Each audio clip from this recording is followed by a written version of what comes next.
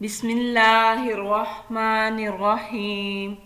اللهم اهدني فيه لصالح العمل واقضي لي فيه الحوائج والآمال يا من لا يحتاج إلى التفسير والسؤال يا عالما بما في صدور العالمين صل على محمد وآله الطاهرين.